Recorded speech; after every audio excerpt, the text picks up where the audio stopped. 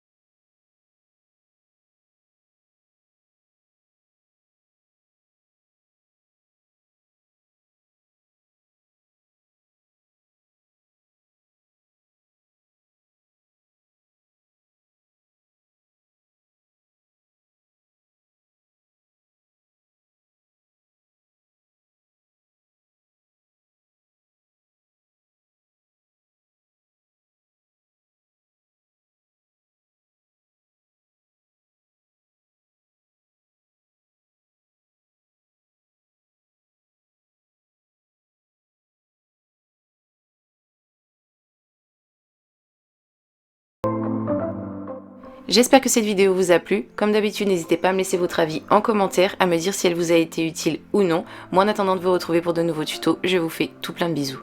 Bye!